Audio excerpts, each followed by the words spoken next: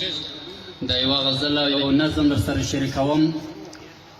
وایي په لوړه بیه خرڅېدم خو ما سودا ونه کړه،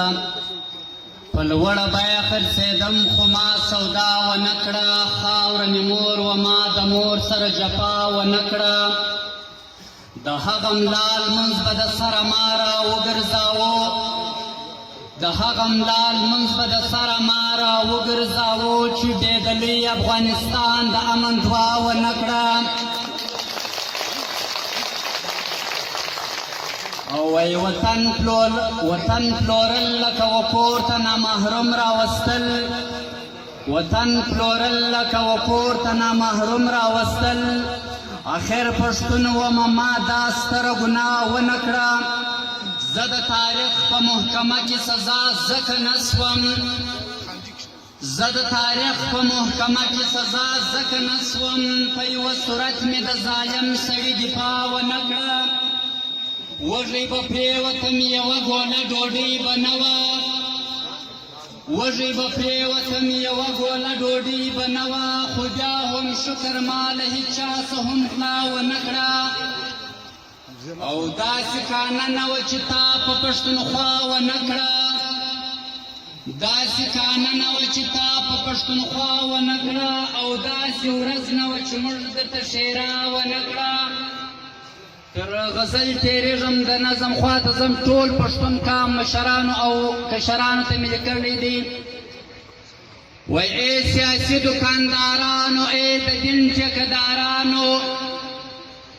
ای سیاسي دکاندارانو، ای د دین ټیکهدارانو، کام پرستو مشرانو، د وطن داویدارانو، ملایانو، تبلیغانو، لیکوالانو، شاعرانو، ای د لر او بر ځوانانو، دغه ستاسو خاموشي خو زیږوي ډېرې پوښتنې، ولې چوپ یاست،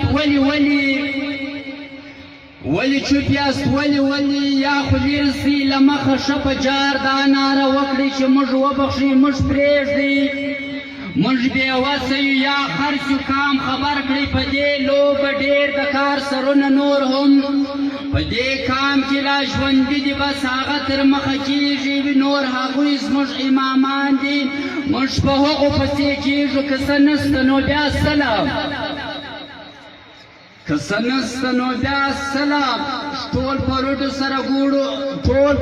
سره ګورو، تاسو کومه ورځ بېشېږئ او د چا پر مرګ راوځي، ای په چا مخوا بدېږي، کوم وحشت ته انتظار یاست، کومه لوبه پر دې خاوره په کوم نوم دلته ونه سوه، هم په لر کې هم په بر کې، کله سل وي کله زیات وي، وژل کېږم حلالېږم، پرون هم پښتون شهید و، نن بیا هم پښتون شهید دی، دلته هم زه نادرکه هلته هم زه نادرکه، دلته هم زه په زندان کې هلته هم زه په زندان کې، دلته هم پښتون بدنام دی هلته هم پښتون بدنام دی، دلته هم پښتون بې واکه هلته هم پښتون بې واکه. دغه ستاسو مشري خو دغه ستاسو رهبري خو زموږ نسل ټول برباد کړو، زموږ کام یې ټول حلال کړو، هر ماشوم یې زموږ سوالګر کړو، دا هېواد یې در په در کړو. تاسو کوم درمل راوړئ دې ټپي ټپي ولس ته، تاسو کوم درمل راوړئ دې ټپي ټپي ولس ته، تاسو کومه توره ولې چې په سا به درته وایم، په اخوند به دې نوم اخلم، هغه څوک زما اتل دی، هغه څوک به زما رهبر وي، هغه څوک به زما رهبر وي، هغه څوک به زما رهبر وي، هغه څوک به مشر بولم چې ما وباسي له جنګه، چې زما ژغورنه وکړي، چې زما سر له زندۍ خلاص کړي، ما له دې غلامۍ خلاص کړي. له توجه مو یو افغانستان مننه.